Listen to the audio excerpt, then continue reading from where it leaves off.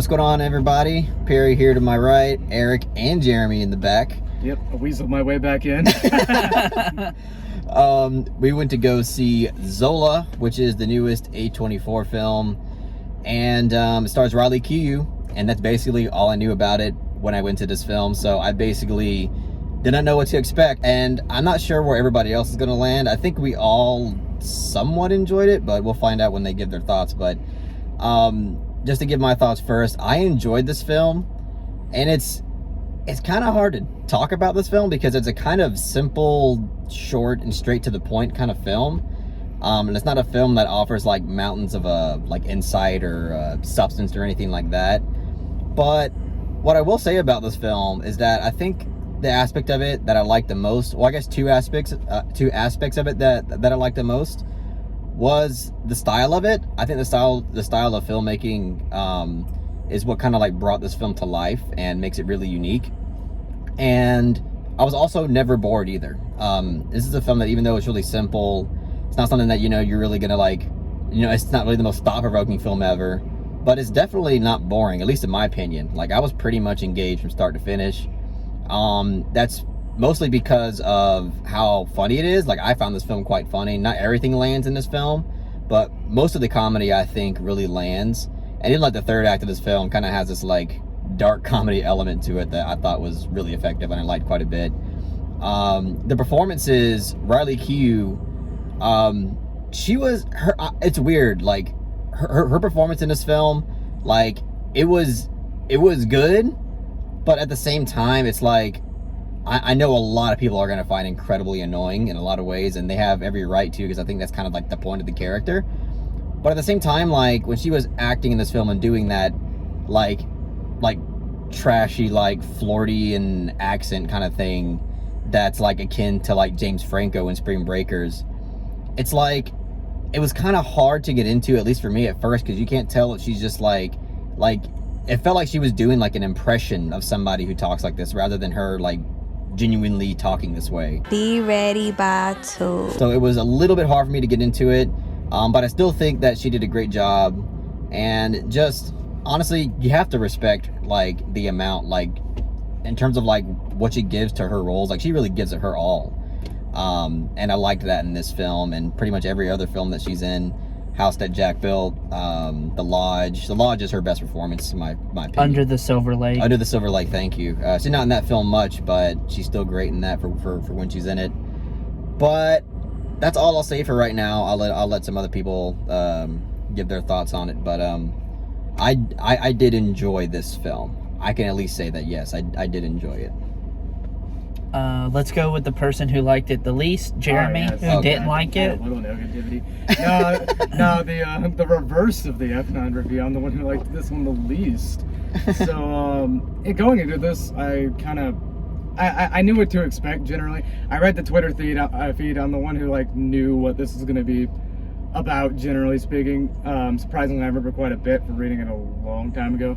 But I remember it just being very bare bones, kind of like one of those things you read and you're like, oh, cool, whatever, interesting enough story, whatever.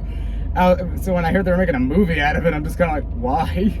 And I still kind of feel the same way, because it just felt very bare bones. It's just kind of, it is very straight, like to the point, but I do think there are a few scenes where it does feel a little padded, and some things that are added in, like I feel like they just threw it in there just because we're like, we need this runtime to be at least 80 minutes, which it's 86, so just barely.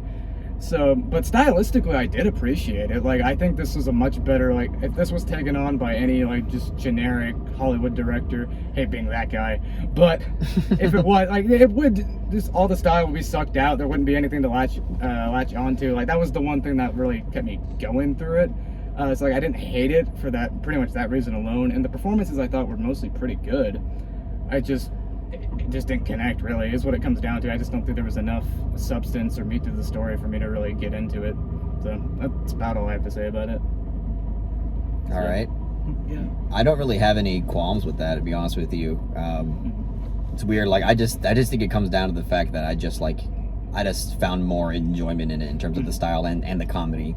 Really. And it does have some really funny moments, as I said, especially towards the end where it leans more into dark comedy. Like, that's my thing. That's where I kind of started to connect with that aspect of it.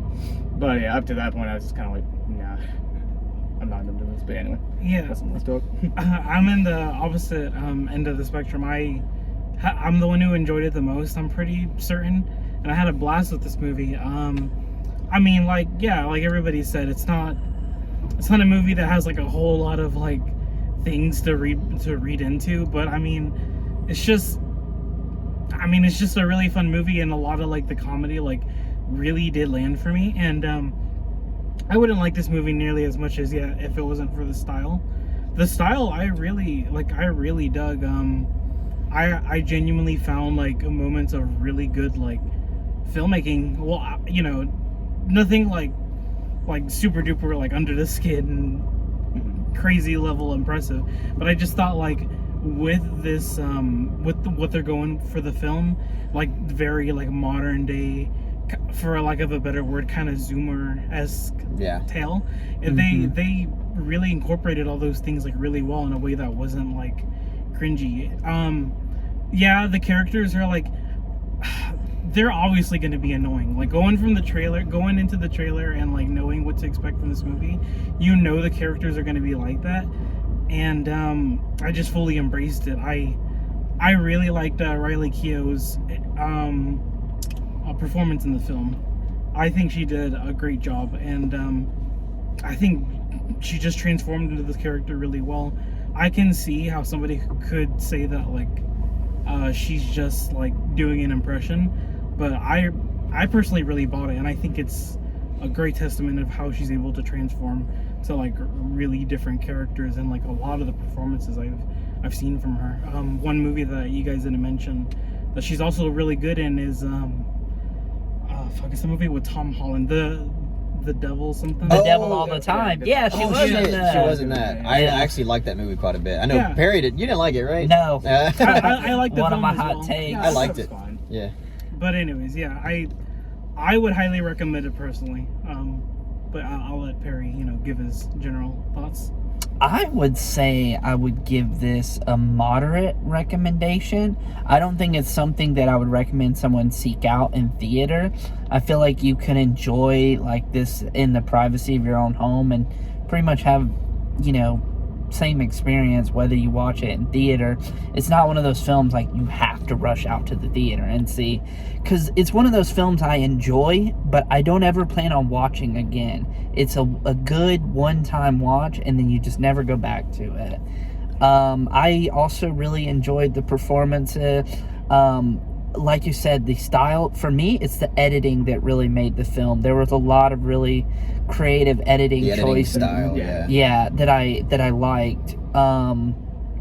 There were, like, obviously I know the two main characters are a stripper, and they're really gonna use that hard R rating, which is something if it's super explicit. If you're really I don't if that makes you really uncomfortable, if you can't enjoy a film that's very explicit, like nudity, like graphic nudity, sexual content, also graphic, so like, can't handle that, then you're not gonna like this movie in the slightest. Yeah, I would even say there was a couple of shots in the first act that I thought were too gratuitous. Like, one thing that, I know this is a weird gripe, but one thing I hate is when they show characters in a movie using the restroom. Oh, okay. I thought that too. I like that. That's always really bothered me in movies. No, it bothers me too. Because, like, I understand humans, like, we have to go to the bathroom, but there's nothing... It conveyed something about the character. Yes. I don't want to say what it is, but I think I honestly think the way it was filmed was actually effective, and there was some purpose to it, which I greatly appreciate. Yeah, I agree there is purpose to it, but still, it's just kind of, it's not, I never clicked. That's always been a gripe I've had with movies. I do not want to see your character on the fucking toilet. Well, it just... I don't really care. I mean, that's fair enough, but it just seems like a little, that's definitely kind of like a personal thing, because I'm saying it is personal. It is like a more subjective gripe that I had with the film, but it's not like a huge thing. It was just like, I will say, like, as the film goes on, that's how I got more into the film. Because in the first act, I was like, this is just kind of mediocre. Like, this is really nothing special. But as the film progresses and more is revealed about the characters, I started enjoying it more and more. That's kind of how I felt about Riley Keough. Like, at first I was like, I'm just not getting into her character, like, at all. And I feel the same way. After, like, once the film, like, you know, once the film progresses, like, I just started buying her character more, and I started, like, it didn't seem like much of an issue to me, like, in terms of how she was speaking, because I started getting used to it, and it felt fine. The woman who played Zola was pretty consistent. Like, I think she gave a good performance consistently throughout the film. And same with Coleman Domingo, who was in Bill Street. He was awesome. He was my favorite performance in the film, too. I like how whenever he got angry, he would, like, show, like, his accent. His real accent, would come out. That was... one thing I will say that's a really smart choice that this film did. What I hate in a lot of modern movies is they'll show the text bubbles on the screen. They didn't do that. You know, they didn't do that. They just have the characters say. And I've seen that used before, but and I much prefer that. Yeah, when I, like, in the first act of this movie, when, you know, I started to realize it was going to be that kind of, like, Zoomer, like, social media type of film, I was like, we're going to get that, like, text bubble stuff. We're going to get that classic shit we always see in these types of films. But you didn't really get any of that. So I was kind of happy we didn't get any of that shit. Yeah, the characters just say, like, what they're texting, which I much more appreciate. Yeah. And that goes back to, like, the style being, like, what actually made the film a little bit better. Yeah. I mean... I'm sorry, go ahead, Eric. No, it's okay. One thing I really wanted to mention that I think is like in my head is a good point. I really appreciate Zola's presence in the movie just because, like, every character is, like, fucking insane in their own way. And I feel like Zola does a really good job of being, like, this grounded character that audiences or the viewer can like relate with and like experience the ride through in a way. She's kind of like the rational one. She's the one who's observing all this fucking shit, and I and like Perry said, she does a great job in the film too. Like she's consistent. She's really good and consistent through the film, but she's not like stealing the show either. There's a few parts in the film in terms of its style that I actually didn't like, but they were really quick and it only happened a few times. I think honestly, like in the first act, but there's a few moments where like Zola's character, it would like freeze frame and she would chime in through her narration. I kind of like it. And there was parts where I thought it was fine, but there's parts where it was literally just spoon feeding obvious shit to the audience. I agree with that. And I was like, that is just you didn't need it. That kind of dragged the film down at least a few times, but again, luckily it didn't happen a lot. It was just kind of like a quick spurts and it was done. If it wasn't for the meta-ness of like the whole Twitter thing and like throwing like more context through like the Twitter thread, that's kind of why I guess it didn't bother me as much. If it was stripped of that, it probably would have bothered me more. Yeah, personally.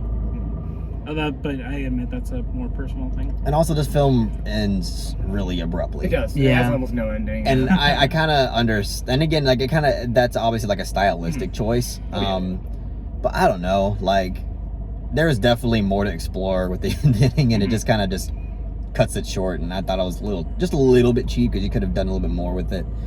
But again, like I still enjoyed this one quite a bit, and it goes back to the style. It being like never boring, always engaging, and the comedy like really landing. So like, I don't know.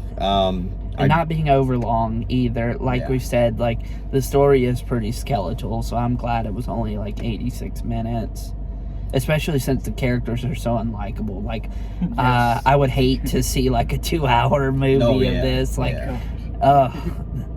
I totally agree. Which, again, I get is the point. And unlikable characters can be compelling, but they can really be annoying. And depending on how they push you in certain ways, like even some of the dialogue just pushes me the wrong way sometimes. Which, again, I get is the point, but it's just like,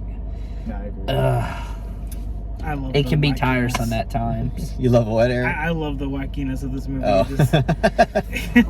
It's weird. Like, I really embraced it. I really like it a lot of the time, but there's some times I'm just like, ugh. Yeah. Like, trust such an me, eye like, roll. if I was like in a room with all these characters, I don't want to fucking believe. Yes. That's the thing. I was like, You would Jesus never want to Christ. be in the room with any of these fucking people. Yeah. But I mean, are y'all ready to give your ratings? Yeah. I'm ready. So I've already kind of gave my summed up thoughts on it, so I'm just gonna go into my rating. I think I'm gonna give this film.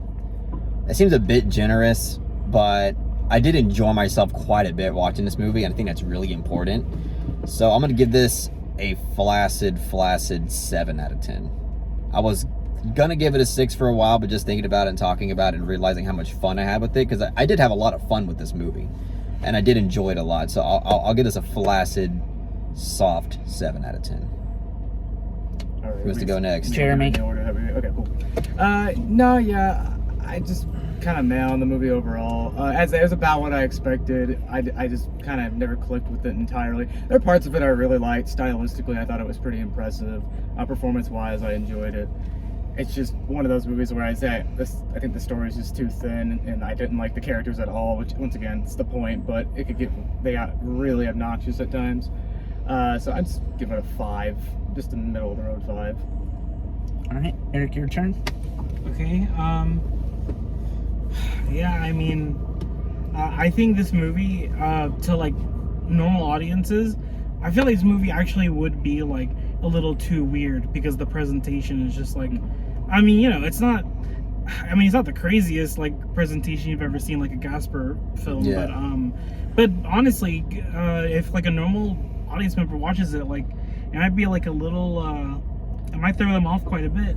Yeah, and also it's just like, again, it's pretty unforgiving with its like graphic nudity and Yeah. sexual content and Yeah, stuff. I don't think anybody in our audience besides us were really digging it. Like, I heard some people like talking like they were just so Yeah. annoyed by it.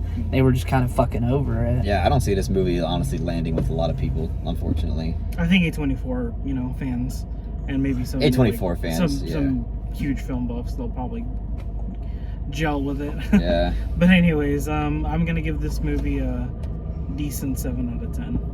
All right. Okay.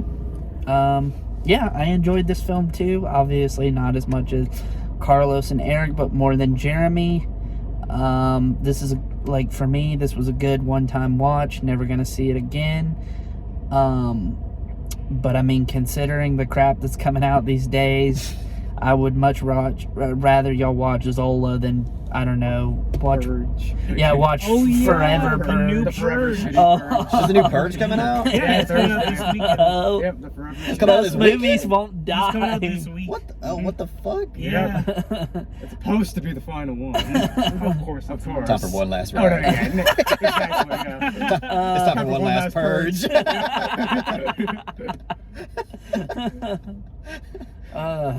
All right. Anyway. You said you gave it. Wait, what'd you give it? Yeah. I would give it a soft 6 out of 10. Soft 6. Yeah. Yeah, I was thinking like, you know, strong 6, but I was like, well, I did enjoy it quite a bit, but I think a 6 is a fair grade, even a 5. Like, I'm not gonna be mad at you to get this movie Right. a 5 Yeah, either. Yeah, because like when you watch the first 10 minutes of the film, like, you kind of know where the film is going, and you know what to expect, like, tonally, Yeah. because it's pretty consistent throughout. It is. And it's like, if you're not into it in the first 10 minutes, I would be very surprised if it would win you over. Like, to be honest, I wasn't into it the first 10 minutes, but it managed to win me over, which Yeah. I don't think is going to be the experience for most people. A lot of people, yeah. yeah, for sure. But But all right, I guess that's our thoughts on Zola. Honestly, like, I think the only people that are going to be well, not the only, but I think the vast majority of people that are going to watch this film are just people that follow A24. Yeah, this has Anyway. been a highly anticipated film for me. I knew about this film back in like 2019, and I was hyped to watch it, you know, last year, but of course COVID fucked that up. So I was, you know, really keen on seeing it like as soon as it came to theaters. yeah, just something to hold us over until the Green Knight. Yeah. Which the trailer looked really awesome, by the way. Excellent. Yeah. Great, Yes, for sure. It's kind of crazy because like I didn't watch it on purpose because I didn't want to spoil too much. But I'm like, well, I'm here in the theater. Fuck it, I might as Same well thing with watch me, it. Yeah. Yeah, me too. And I'm still very hyped for it. No, that's good. So yeah. But that's it, everybody. Thanks for watching this video. If you really enjoyed what we had to say about it, please give it that thumbs up Thumbs up. and share it amongst your friends. And don't forget to subscribe to the channel to be updated on more content like this. See ya.